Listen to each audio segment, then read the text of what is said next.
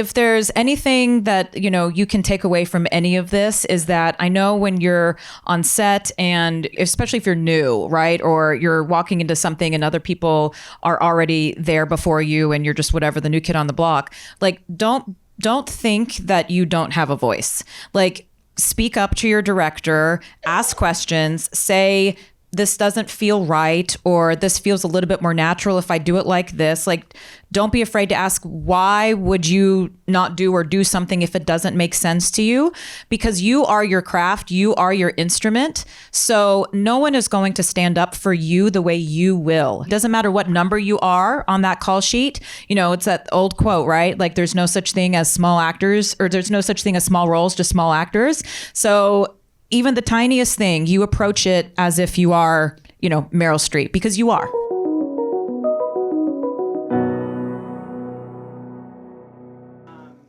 For you both, talk to me about the response to this movie. What did you think would be the response, and what has it been generally? And then maybe has there been any like a fan response that really surprised you, or really, I don't know, maybe delighted you, or that was really silly or really meaningful somehow? Do you want to go first? Yeah, sure. Yeah.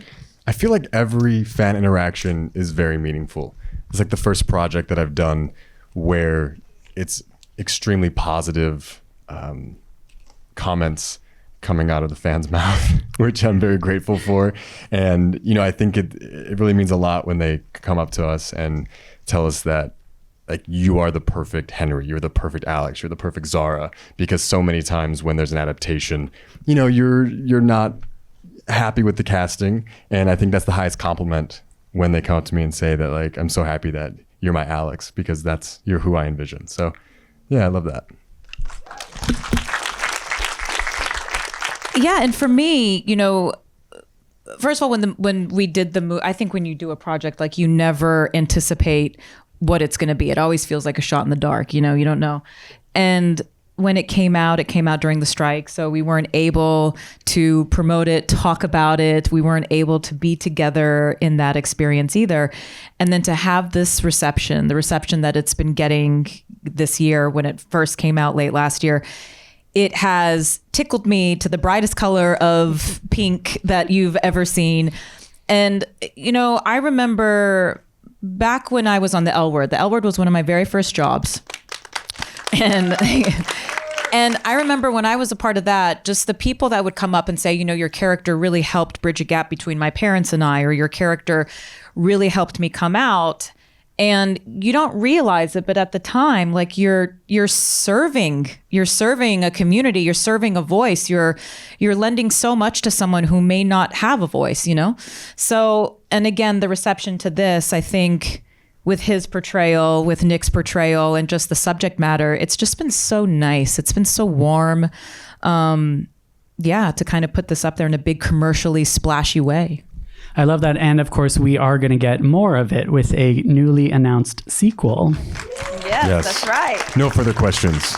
I'm going to ask you about the sequel. You guys can't tell me. I know that we don't know anything about the sequel yet, but it is greenlit. It's happening. I told him to not tell me anything about the sequel because I'm the worst and I will tell everybody everything in an interview. I'm like, oh yeah, then this happens. I'm going to pull Tom Holland Spider-Man. Just like... Yeah. Ruin everything. I'll tell you whatever you want to know if you pay me. No. What's your Venmo? Rather than ask this is an audience full of actors, so rather than ask I think the boring question of like, how did you get the part? Can I ask, how did you first connect with this character that you played? Whether that was during the audition process, maybe during a chemistry read. Was there a moment that you went, oh, I understand who this is. I know how to do this.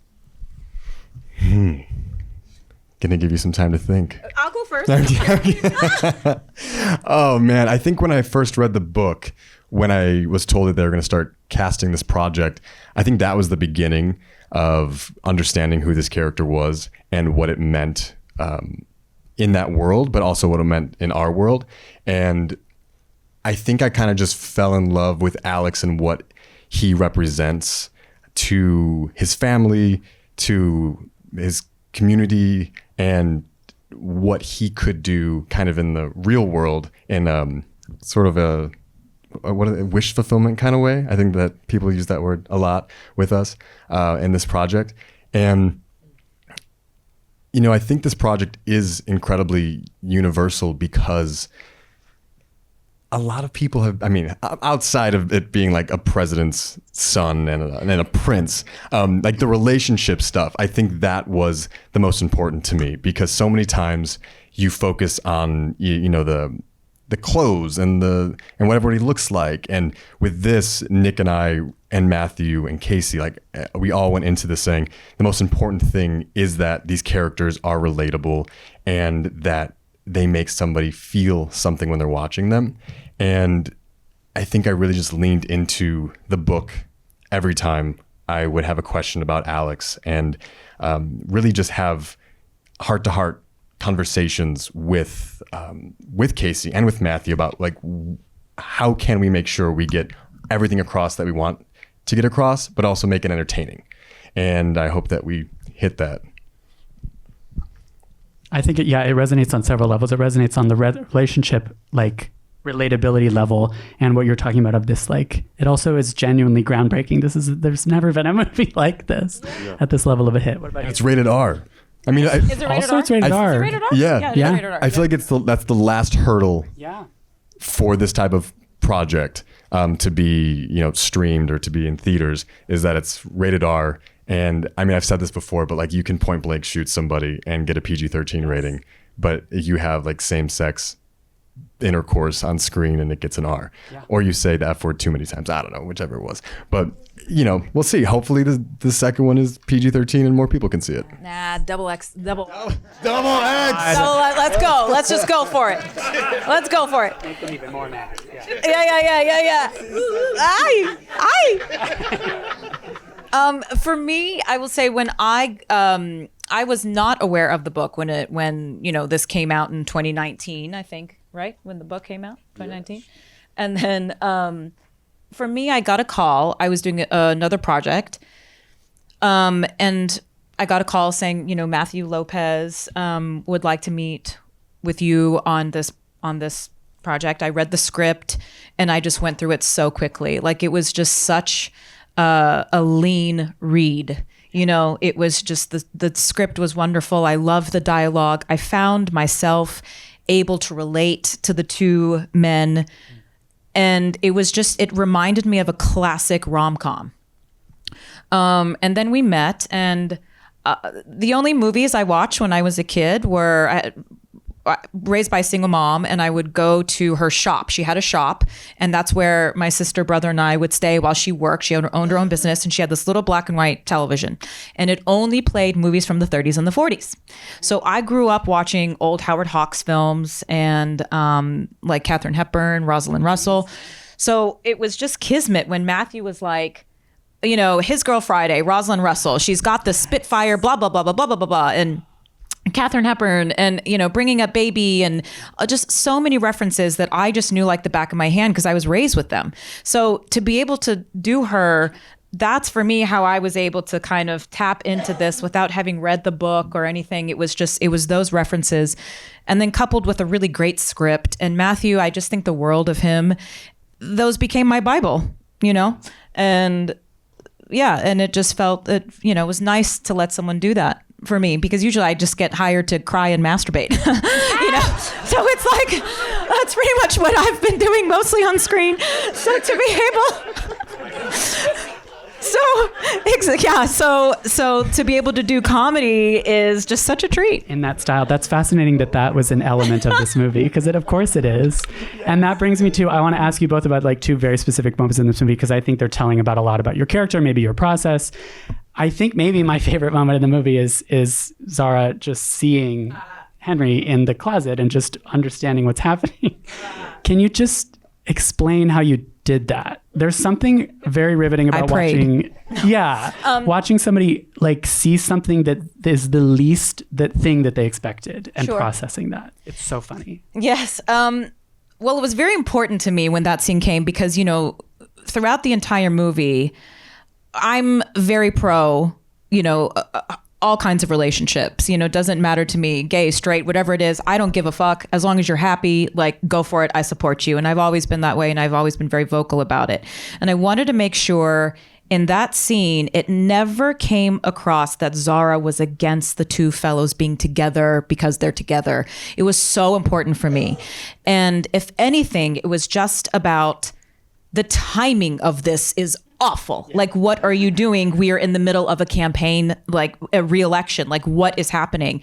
And the way we kind of talked about this is, if you like pour water on a computer and how it kind of just starts to malfunction and do its thing. And so it was like, that's what Zara was like. It's like she's a processor, she's a human processor, and someone just poured water on her. And you don't understand, you can't compute this thing, So and then we had to make sure to, like, in certain, remember, like whenever we were wider, I would go a little bit bigger, and then whenever we went closer, just to make it smaller, and that's kind of how we approached that scene. Yeah. And then they pick something in between, probably, or they pick. I guess so. That's where editing comes in, right? Exactly. That's where the editing comes in, and things I don't know at that point because I'm not. I always thought your heel was going to go through the couch cushion. Every take, when I stepped on it? Every take, I was like, it's going through. It's going through. Yeah. Because I was like, But we had started that scene, and Nick and I had done some blocking with Matthew, and I think Sarah was still getting ready. And we go, oh my gosh, the space is so small. It's going to be quite a bit to make this happen here. And so we go, okay, we're going to do this, and Sarah will be here, and then we'll be here, blah, blah, blah, blah. Sarah comes in. It's like the door slams open and she's like, all right, I'm here. How's it going? Okay, so this is what I thought about doing. Da-da-da-da-da-da-da-da. And Nick, Matthew, and I look at each other like, I just give her a minute. So she's like, all right, we're gonna do this, and we're gonna do this, and we're gonna do this, and we're gonna do this. And then she goes, this place is a lot smaller than I thought it was gonna be. Okay. And then Matthew goes, Sarah, let's try what you wanna do. So we walked through it, and then at the end of it, she goes, "Yeah, this is not what I thought it was. But let's try something." And then and then we found it. And I think the cool thing about being actors is that we get to adapt to these situations because like coming from the theater, you get this giant space to play and you get to have so much fun, and then you're either like the scene in the storage closet, there's this much space in there, or that hotel room where you have a guy on in the handy cam following you, and really it looks like you're taking tons of steps, but really you're just trying to not get hit by the camera or hiding behind the Steadicam so they can track Sarah. And I think that comes with experience on set. And I mean, since I'm in a room of actors, I guess like I wish someone would tell me about this, is like you just have to be so adaptable to any situation, and you can't be too precious about it. Because I think the best thing with Sarah was she came in with an idea, and as soon as she saw the space and she kind of recalculated, she was like, oh, okay, I know what I have to do. It's different now because this is what I've been given. And so much of the time with us as actors, it is like what we are given and how we respond to the situation. And that is like a perfect example for me of that, of Nick being quite literally in the closet, Zara coming into this really tiny room, and us having this man on a handy cam, I think with Matthew too, trying to like get out of the bob and weave out of the way. And so it definitely was one of my favorite scenes to film with you. Yeah, no, it was fun. The other thing too, yes, because we are amongst our peers here. Like, if there's anything that, you can take away from any of this, is that I know when you're on set, and especially like you're not, especially if you're new, right? Or you're walking into something and other people are already there before you and you're just whatever, the new kid on the block. Like, don't think that you don't have a voice. Like, speak up to your director, ask questions, say, this doesn't feel right, or this feels a little bit more natural if I do it like this. Like, don't be afraid to ask, why would you not do or do something if it doesn't make sense to you? Because you are your craft, you are your instrument. So no one is going to stand up for you the way you will. So just don't forget that whenever you show up on set, okay? Doesn't matter what number you are on that call sheet. It's that old quote, right? Like, there's no such thing as small actors, or there's no such thing as small roles, just small actors. So even the tiniest thing, you approach it as if you are, Meryl Streep, because you are. So yeah, so don't thank you, but just don't forget that. Really spot on. This is exactly the kind of advice we're looking for, I think, absolutely. And I think sometimes by taking certain moments or scenes, we get a glimpse into that process. Yeah. Can I ask just about the cake? The question is just like the cake. I think my question is like, how did it even work? There were some hydraulics involved, and How many takes did you do? we had 2 How many days. cakes were there? How many cakes? Yeah, Well, there was one real cake. cakes? That was a fake cake. It was kind of like rubber and some kind of, I don't know, The cake that stuffing. fell on you? Yes, because we did that in 2 different setups. So the hydraulic lowered the table as I put my hand on it, and then it leaned it forward, and then the cake was on kind of a slider. slidey? Yeah, a slider. And so then you saw it kind of like wiggle because it had that rubber density. And then we cut, and then we changed the camera to be above us, and then they just got sheet cakes and started throwing it at us. Yeah. And Matthew got in there too and was like, oh, you guys, I have to get in on this. Yeah. And that was another thing where we had rehearsals. I want to say the Kensington Palace scene where Alex flies to see Henry and like say, why are you ignoring me? It was a major scene for us, and the cake scene. And it felt very like Jerry Lewis. That was I watched a lot of Jerry Lewis, and even growing up, like that's what I grew up with was Jerry Lewis, Abbott and Costello, SNL, and so trying to figure this out, like we were at this theater space with using just like a what is it, like a cupcake, like a frosting, just like a cup of frosting, and so we would like fake it with a cup of frosting and just try to make sure the comedy was on time. And I remember Nick was like, mate, why do we have to do it so many times? I was like, because if the timing is not right, it doesn't work at all. Yeah. And so watching it and then having the the strings in the background playing, I forgot what song it is, but it's like nice juxtaposition with the craziness going on with like the beautiful quartet going. Oh yeah. No, it's great. It's great. Can I ask about intimacy in film, which I know you both have experience with? So I think the way to ask this question is like, sex on film has existed forever, but intimacy coordination is recent. And I think speaking for myself, but I think there are people in this room that would want to know just the basics, or what were the basics of working with this intimacy coordinator on this film. And Sarah, I know you have a lot of, what was it, masturbating and crying, you said? That's my specialty. Yeah. Sometimes at the same time. Robbie Taylor Hunt is the name of the intimacy coordinator. And I want to shout out Robbie Taylor Hunt because like that's hard work, right? It's real work. On this film, I think in the beginning, Nick and I just hit it off and said, okay, we have a big responsibility with this book now becoming a film. We just need to be 100% in it. And it's not about us. It's about the people that love this book and the people that are going to love this movie.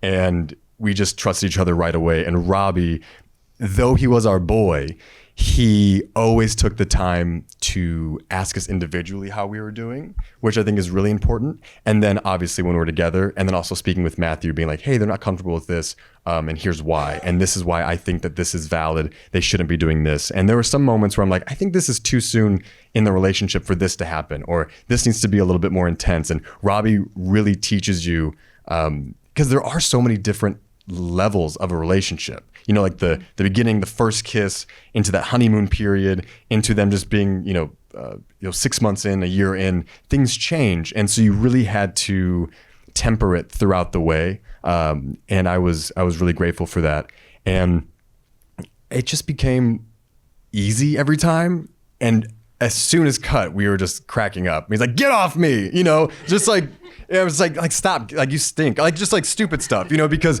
it's like, I think it's really important to break that, to really end the scene. Like, how do you really end the scene and you don't carry anything into the in between the cuts or in between actions, and we really were just able to like it was like boxing, like we'd go to our corners and like say some crap to each other, and then we'd like get back into it. We'd have to I think we high-fived in and high-fived out.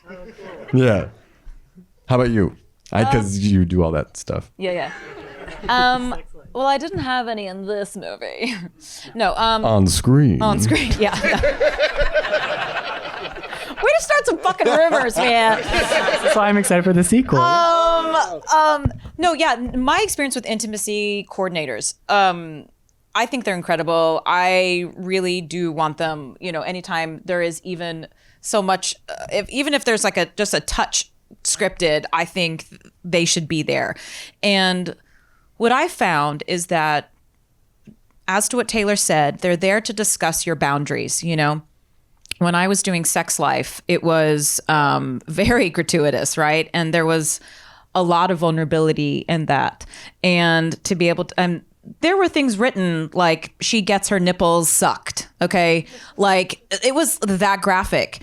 And I was not comfortable with that. There were other things that I was okay with, and that was something I was not okay with. And I was vocal about it and said, I'm not okay with this.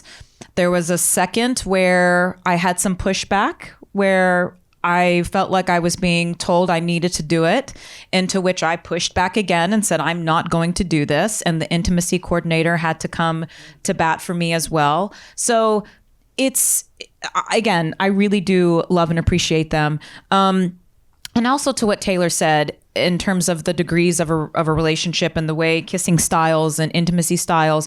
Did you guys watch Normal People? Okay, I was obsessed with it. And I watched that show right before we went into filming Sex Life. And I was so obsessed with the sound and the lovemaking on that show. I wrote a thesis on it. Like, I'm not even in fucking college and I'm writing a thesis on something. Like, what does that even mean? But I was just obsessed. And one of the things that they noticed was, first of all, the breath. When you are doing a love scene, when you start doing the, it's so like porno. It's so pornographic and it cheeses everything, right? Unless that's specifically what you're going to do. But as you saw in Normal People, and, you know, if you watch other very tastefully done things, the breath is very small. The breath is very minimal. It's like you can barely kind of hear it. And the other thing about intimacy is kissing is boring.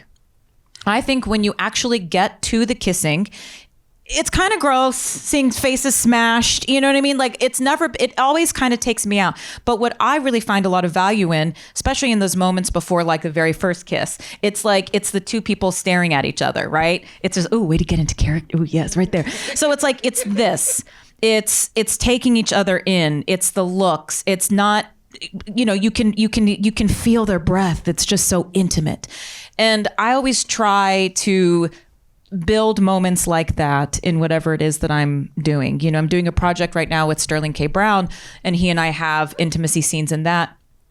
And that was something too that was really important for he and I to discuss, was you don't just come together like this. It's that tension and that buildup that just makes it so tantalizing to watch, you know? Yeah, it's important to remember that sex and sexiness can be different things, and that sexiness is so helpful. Like, yes, that's dramatic tension. That's what makes really good. For sure. Yeah. And I hope that this movie does it right. And I think I've gotten a lot of scripts, queer scripts, you know, in my email through the years, like from agents and managers, and everything was very gratuitous. Yeah. And I think this is kind of like a change maker for different types of queer films to be coming out, and proper representation of, you know, of the intimate stuff. Yeah.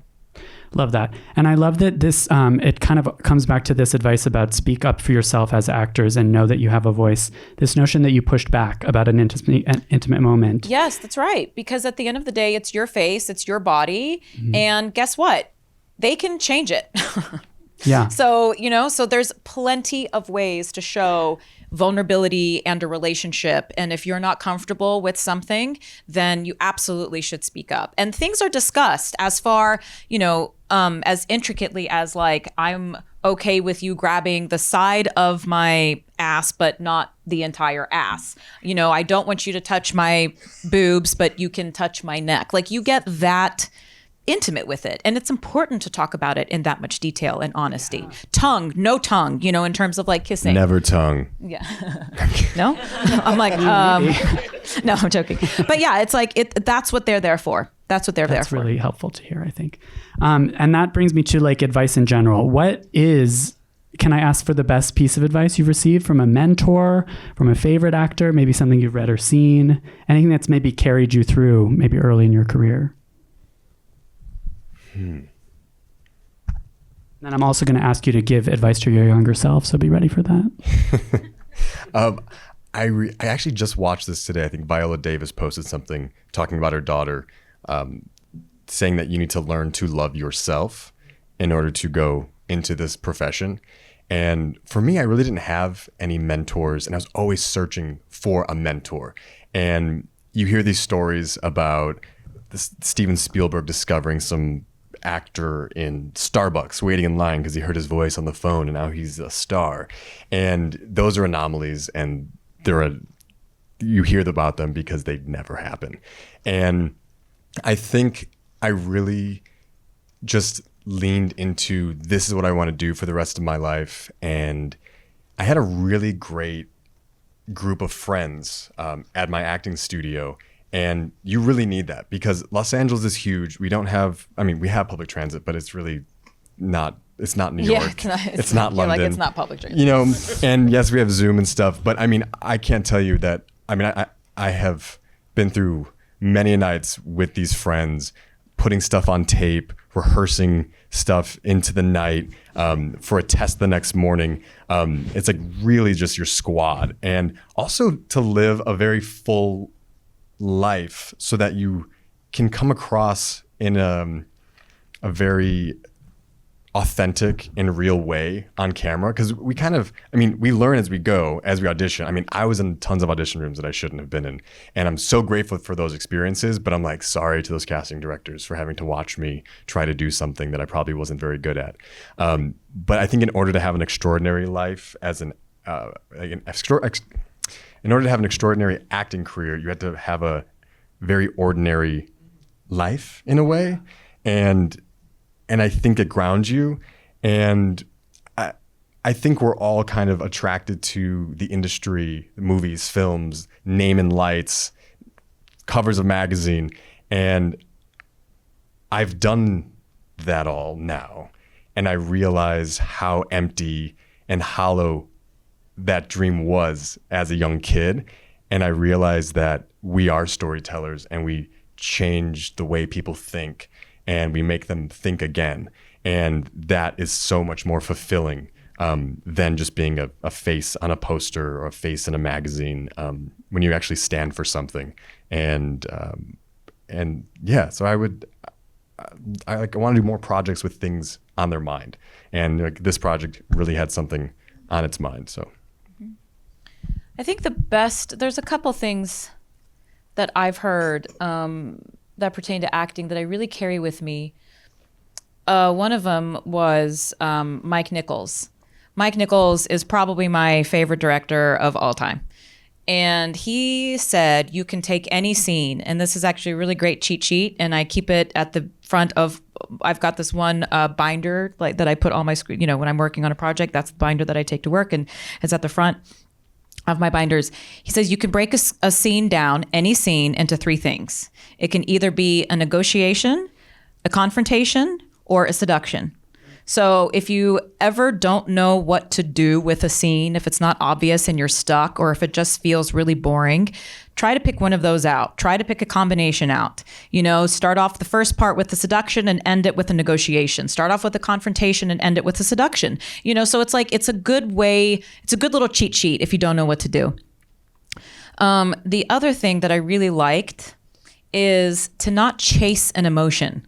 So if you have something and you're supposed to get emotional, you're supposed to cry, whatever it is, and you're not getting the tears, let's just say you're not, you want to, and you're not getting the tears, do not chase it, because the camera picks up inauthenticity more than the eye can. Mm-hmm.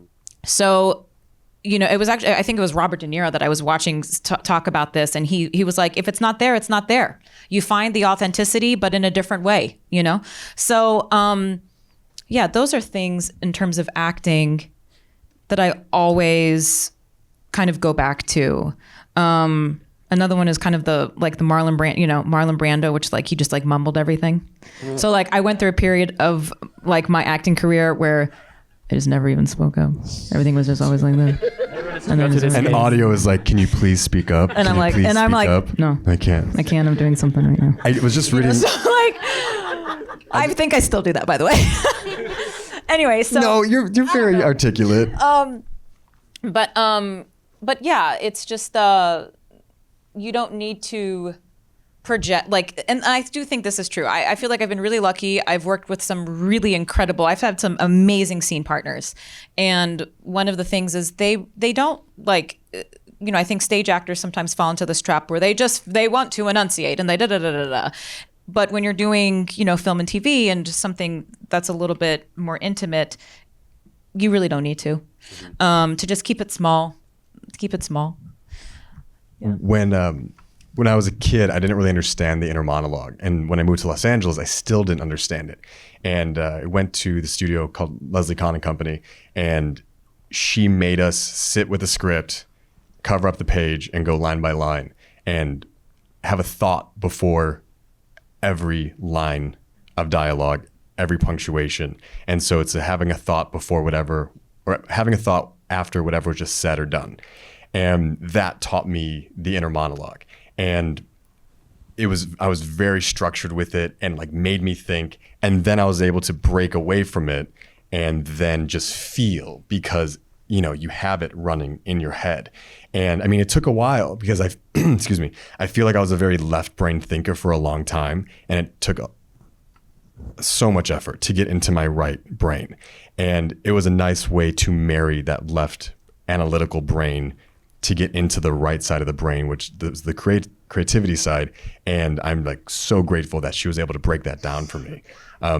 And when you were saying about De Niro saying, if you don't get it, you don't get it, I was just reading. So I didn't know. So I went to the SAG Awards, and Barbra Streisand was up there. Never been a fan. Don't really know her music. I know. This is. I know. Let me tell you. And I was just like, oh wow, like she made a speech, and I said, okay, I should probably really dive into Barbra Streisand and why is she's prolific. And so I started reading her book, and she's incredible. She's amazing. I'm like, everybody should read this woman's life. And she was telling me about. Oh, she was telling me. The book was written for you, Taylor. She was speaking to you. And she was talking about being on the set of Star is Born. Star is Born, and she wanted to do everything in one take, and her DP was saying, no, it can't be done, it can't be done. And I guess they did the take over and over again. She was singing over and over again, and she had to be emotional at some point, and she was just like, damn it, I'm not being emotional. And she goes, and in that moment, I was frustrated, and I started crying, and I said, roll the tape. And so there's little things that will make you get there, but focusing on that emotion is not going to get you there. Yeah.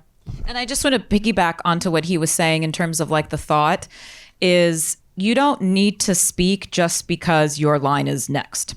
So the thing that I find too is, like 95% of actors, especially even just like working ones, they don't take the time to listen. So it's like, listen to what your scene partner is saying in the line before, let it affect you, have the thought as he was saying, and then that is what prompts your line. It's not just you say your next line because it's your turn to speak, So I just wanted to add to that because what you said was really good. Love that. This is gorgeous. I hope somebody's taking notes. This is really excellent advice. They're recording. They are recording for posterity. We do have to go. I have to ask you the one last question. We've touched on auditions, but I always like to ask, do you have a worst audition horror story? Oh, yeah. Because this is where it gets really relatable. I actually want to share this. I really want to share this. And I'm writing this thing right now, and this is going to be in there too. But when I auditioned for Sex Life, and I just want to tell you guys this too, this goes to the whole, like, what you were asking earlier about, like, just advice or that kind of thing. Okay, I want you guys, like, find out who you are and do it on purpose. And let me tell you what I learned about me. Is I'm somebody who sometimes I am a free little fairy and I just kind of bounce around between realms, right? Like that's what my life feels like. Other times I am like a dog with a bone and I will chase something. And there's no rhyme or reason as to what ignites something and what ignites something else, but I just follow my instinct. The amount of times I wrote in for a project that I didn't get, and I said, I really think, you should give me a chance, or I really think this, or I really think that, or please let me audition. And they said no. And my reps were like, why did you do that, right? You shouldn't have done that. And I'm like, well, I felt inspired to do it and I'm going to do it. When I auditioned for Sex Life, I tanked the audition. There were 3 scenes. The first 2 scenes, I killed. I did great. The last one, I had to get emotional. And something happened and I like forgot all the words. And I go in ready to shoot. I go in like I am completely off book. I've got like lines of improv in the back of my head. I go in like I'm ready to shoot. And I just went blank. And I was like, okay, I'm going to grab the paper. Like I'm going to grab the paper and I'll be totally fine. I grabbed the paper and I was staring at the words and nothing was coming out. And I think I said like the first 2 lines of the 3rd scene. And I just said, I'm sorry. I have to excuse myself. I don't have it. And I'm not going to insult you with a performance that's not going to be real. And I went out of the room. At this point, I hadn't worked in a year. I found a liquor store and a Chipotle.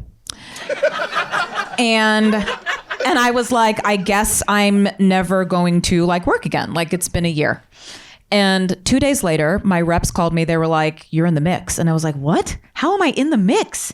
And they were like, you had that Billy energy, that like messy Billy energy. And they loved it. And they want you to go back in. And I was like, oh, well then watch this. Right. And then I went back and I got it. Another story I'm gonna tell you about. So that was the bad one. I'm gonna share one more story and then I'm gonna stop talking. No. So, okay. Dan Fogelman. I wrote when This Is Us came out, I was so touched by that show. I was so touched by the writing on that show. I asked my reps at the time, can I please get on the show? I'll do anything on the show. They were like, all the roles are filled. There's nothing for you. There's nothing for you to do. And I was like, fuck. I was like, I have to write him a letter. I found his email. I sent him a letter, how inspired his words were for me. He never wrote back. 3 months later, I get an offer for the show called Pitch.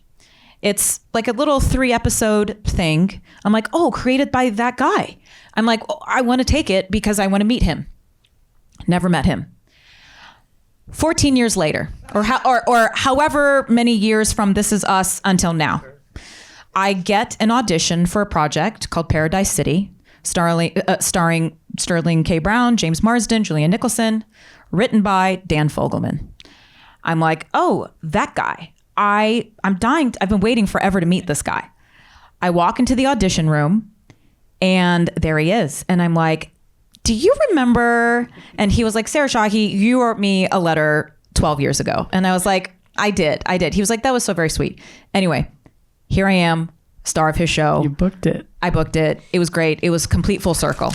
Congratulations. So my point is, please go after your heart. Please do your heart. You'll never lose. Even if you don't get it, it doesn't matter. You still won. Gorgeous. Damn. Following that, what can I make up? It's about shitty audition stories. Yeah. Self-deprecating. Let's see. Let me first start this with, we all leave the comforts of our own home after high school or after college and come to Los Angeles because we want to be actors. And that is a huge first step, and we should all be proud of ourselves for making that step.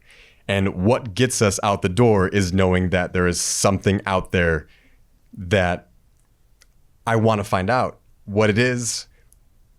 I want to be a star. I want to be on stage. I want to be on screen. And just by you moving here, just by us moving here, that's taking a huge risk. And you're saying F you to your parents, like I did. And I said, I'm going to be an actor. And they said, well, what's your backup plan? I said, I don't have a backup plan. This is it. I still graduated from UCLA just because I couldn't listen to them keep harping on me. But I was like, not really going to school. I was like, taking the bus in the morning, signing in, piecing out. Girls were sending me notes. I was passing tests. It was good. I was doing all the work, but I was like, I want to be in acting class. And I was working art department and I was working production. And like, I wanted to be behind the scenes and I wanted to learn how to be on set. I wanted to be ready. And working art department, I learned how I didn't want to be as an actor on set because there was some actors over there that I was not fond of, that I was like, oh, wow, I don't want to be like you. And then working production, I learned that I didn't enjoy production coordinating and bringing stuff into pilots. And I was like, okay, so I've kind of covered those bases. So I get this audition in 2019 for West Side Story, Spielberg's West Side Story. And I had just signed with a new manager, and I was like, oh my God, this is the first audition she's getting me. And it's Steven Spielberg's West Side Story. I was like, I was in West Side Story like 10 years ago. I can sing this song. I know this song. And then I was like, all right, let's do it. So there's the scene, you know, you're speaking Spanish, you have a Puerto Rican accent, you have to sing, I don't know what song it was right now. And then you send it. And you're like, okay. Then you get a call back. And like, all right, cool. Sing it again, less theatrical, and make this scene a little more grounded, and now add a dance. And I'm like in my living room, like a dance. Okay.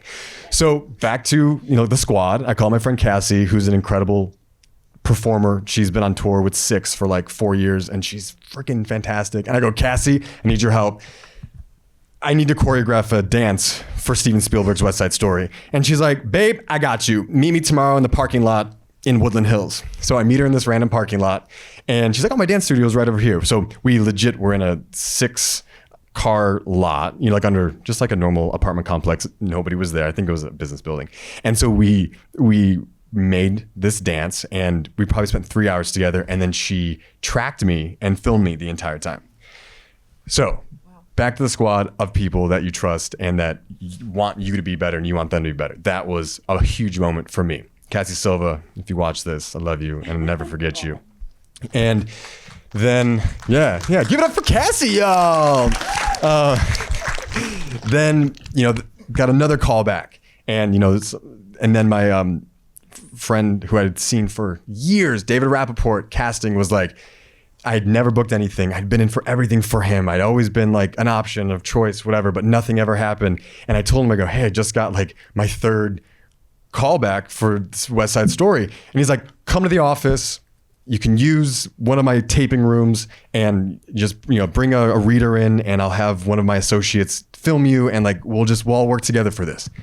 So, I mean, this was maybe 7 years of going in for David and just being like, hey, I'm back. Got anything for me? And, you know, as always, no, but you had a great experience. Sent that in, and then they had cast it, and that was my experience for West Side Story. I promise I'm bearing the lead a little bit. So then 3 months later, oh no, wait, hold on. 2 weeks later, I test for an ABC Family show, goes to the other person. I'm like, dang, I'm 0 for 2 right now. Like, I was really excited about this potential Spielberg project, this potential Freeform project. Then 3 months later, I get an audition for Kissing Booth 2 and Kissing Booth 3. And the breakdown was seeking American Idol winners or Eurovision winners. Also Latin and blah, blah, blah, blah, blah, and plays his guitar. And I was like, what do you want me to do with this? And like, audition for it. I said, I am not American Idol quality. Like, I grew up in musical theater. Sure, like I can carry a tune, but I'm not gonna be. Yeah, that's so not me. And then they're like, so I called David Rappaport again. I'm like, dude. He goes, if you don't freaking do this audition, I'm gonna be so mad at you, and you're gonna regret it. You just went in 3 times for Steven Spielberg, and now you're saying no to this because you don't know how to play guitar and you don't think that you're a strong enough singer. And I said, and I don't. Yeah, and maybe there's a dancing aspect too. And he's like, figure this out. So I said, okay. So who did I call that time? So I went to my vocal coach and said, all right, we got to do something that I'm going to be so nervous singing this song. I don't know. I was just so nervous. I was so nervous. So get to the audition, went in.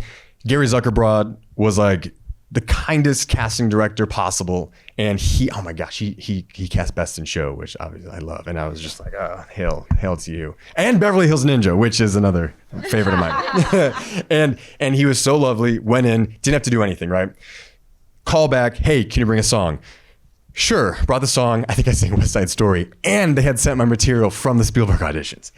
And so I was like, okay, all right, so he knows I can do that stuff, but he's like, all right, let's do a contemporary song and a dance. And if you have a guitar, bring it on in. I'm like, okay. And like, this is the first time I'm actually meeting Vince. And so I bring in the song, and I'm like, I was standing and I was about to sing, and I go, I think I need to sit because I might pass out. And he's like, do what you got to do. So I sang this James Blake song, and then he's like, all right, do you have a dance? I'm like, yeah. I mean, I felt a dance. I'm like, yeah, just, cutting a rug. And so did this dance, and he's like, how are you with the guitar? I'm like, well, I grew up playing piano. And he's like, okay. Third callback, then a fourth callback, and I'm testing with Joey King on camera with Netflix, and they're seeing if, we can be a pair on camera. Joey said, I want him to be Marco. Vince said, I want him to be Marco. Netflix, okay, he's our Marco. So, not as good as Chipotle in a liquor store.